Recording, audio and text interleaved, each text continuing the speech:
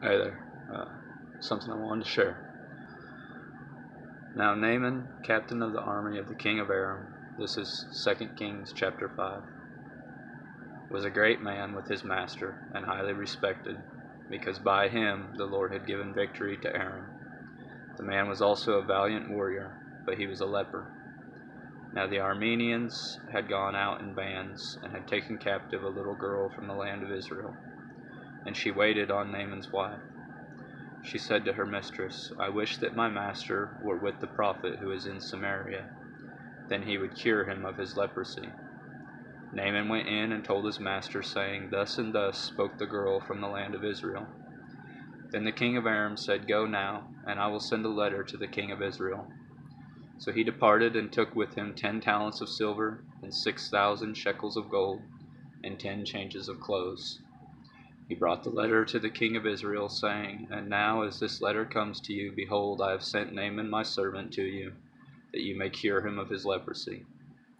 When the king of Israel read the letter, he tore his clothes and said, Am I a God to kill and to make alive, that this man is sending word to me to cure a man of his leprosy? But consider now and see how he is seeking a quarrel against me. It happened when Elisha the man of God heard that the king of Israel had torn his clothes, that he sent word to the king, saying, Why have you torn your clothes? Now let him come to me, and he shall know that there is a prophet in Israel. So Naaman came with his horses and his chariots, stood at the doorway of the house of Elisha. Elisha sent a messenger to him, saying, Go and wash in the Jordan 7 times, and your flesh will be restored to you, and you will be clean. But Naaman was furious and went away and said, Behold, I thought, he will surely come out to me and stand and call on the name of the Lord his God, and wave his hand over the place and cure the leper. Are not Abana and Pharpar, the rivers of Damascus, better than all the waters of Israel? Could I not wash in them and be clean? So he turned and went away in a rage. Then his servants came near and spoke to him and said, My father, had the prophet told you to do some great thing, would you not have done it? How much more then when he says to you, Wash and be clean? So he went down and dipped himself 7 times in the Jordan, according to the word of the man of God. And it says that his flesh was restored him like the flesh of a little child, and he was clean.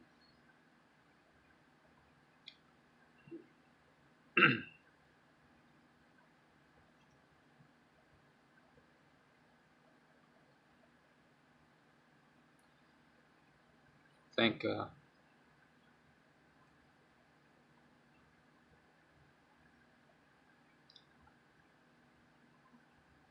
think a lot of times we struggle with the Lord's forgiveness of us. Um, we like to bring up the past. Our enemy likes to bring up the past, and you know we we mess up. You um, I don't know how many of you have ever tried to hide from God, and not even like completely hiding from Him. Have a relationship with Him, and He's saved you, He's changed you, and He asks something of you, and it's more than you want to do, or it scares you, or you don't feel like you can do it, and we will start avoiding Him, and maybe you don't even completely avoid Him. Maybe you're still in the Word and you're still praying, but you're avoiding that subject, that thing that you know that He's dealing with you about. And, we can only do that for so long before it bears fruit in our lives, right? Because it says that we have to abide in Him. And I think when there's an area or a subject or something that we're avoiding, in our relationship with the Lord that we're not fully abiding in Him, and that will bear fruit, and not good fruit. And you know,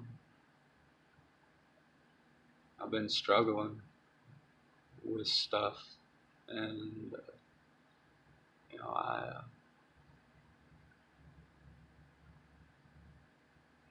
come to the Lord and repent and ask Him to forgive me, and open up and I read this, and he says, so he went down and dipped himself 7 times in the Jordan, according to the word of the man of God, and his flesh was restored like the flesh of a little child. And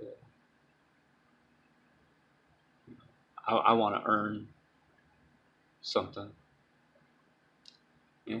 especially when I know I've been messing up, and I know I've been doing wrong by Him.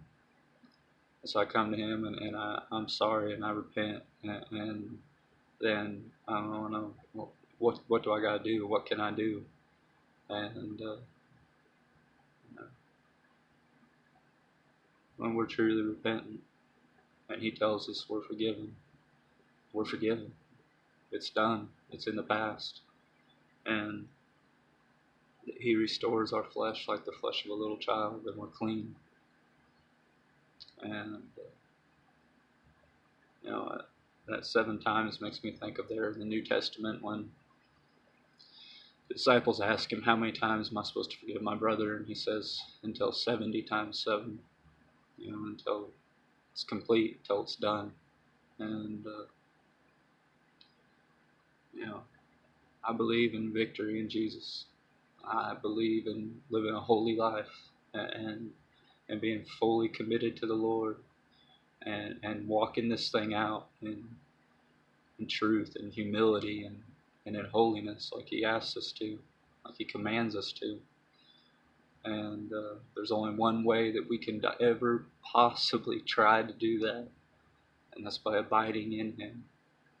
And so I just want to encourage anybody out there today that's struggling, man,